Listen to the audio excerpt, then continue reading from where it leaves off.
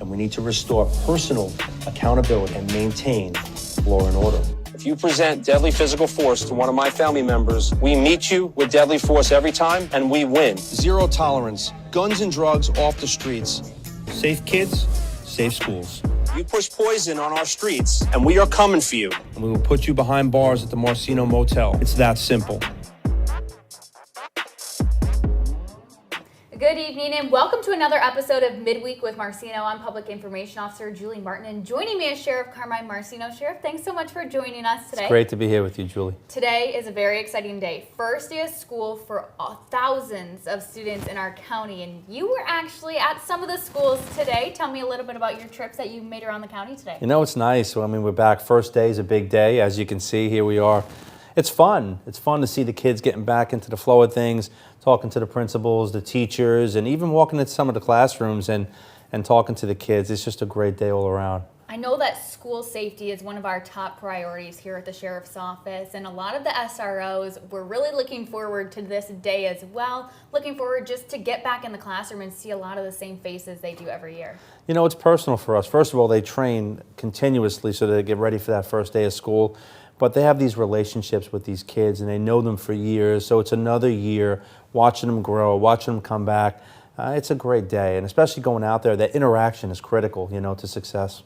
I know we've implemented a lot of different technology features to keep kids safe inside of the schools, but our traffic unit outside is making sure those students are getting to school safely and being safe once they're on the property. Well, Safe Kids, Safe School is not only when the kid's in school, it's when that child leaves their front door, walking to one of those thousands of bus stops. It's making sure that traffic understands, hey, look, the grid's busy. Let's take some time, make sure we're doing the speed limit, make sure we're paying attention, we're not texting and driving.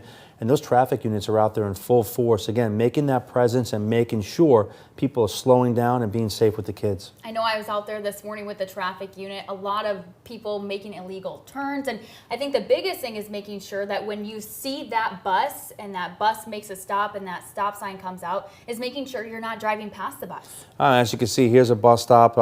You know, we're out there again directing traffic, making sure people are safe. But, you know, when that bus stops and those red lights are on, you got to make certain you have to stop.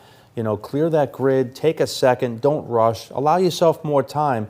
Again, we want everyone to have fun, but safety is number one. That's right. Well, what's one message that you want parents to know as they're getting their children back into the school year this year? I want the great residents of Lee County and parents and guardians to know that their sheriff's office is in full force, trained, prepared for anything that comes our way, and to make certain their children are safe. So rest well knowing your children are going to be safe.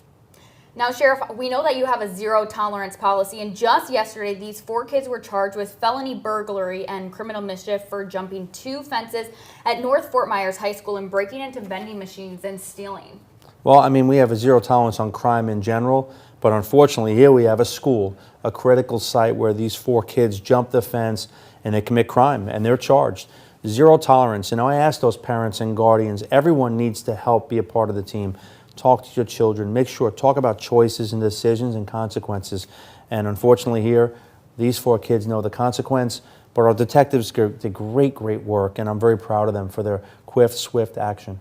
I think this is a good chance to talk to students as well as they're returning to the school year. See something, say something. See something, say something, make the call. And you know, the great residents of this county are getting more engaged and more involved than ever. They trust in law enforcement. They want to be part of that team. So it's critically important to our success. They could do it anonymously through Crime Stoppers, the 1-800-780-TIPS. They got Fortify Florida at their fingertips, literally.